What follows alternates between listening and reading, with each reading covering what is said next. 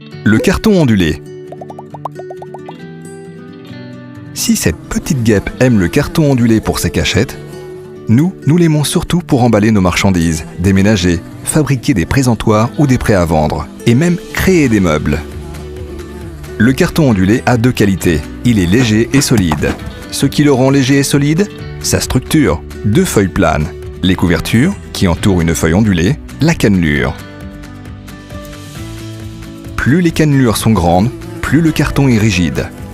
Le carton ondulé épais est parfait pour amortir les chocs et parfait pour résister à la compression verticale.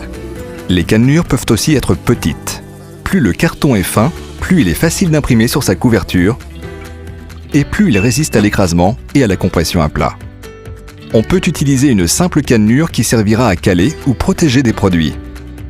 On peut empiler les couches, 1, 2, 3, 4, et plus il y en a, plus le carton sera solide.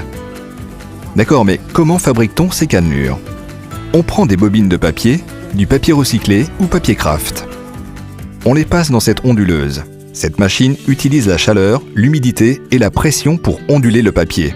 C'est très technique. Ensuite, on dépose de l'amidon sur les crêtes, ce qui permet de coller les éléments entre eux.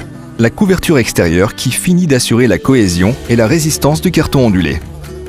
Maintenant que l'on a de grandes planches de carton ondulé, il faut les transformer, en passant d'abord par des machines d'impression, puis des machines de découpe, des machines de pliage.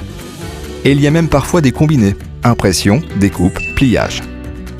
En résumé, le carton ondulé, c'est des couvertures, des cannelures plus ou moins hautes et plus ou moins nombreuses, une technique de fabrication quelque peu délicate, une étape de transformation, et ce pour un maximum de résistance.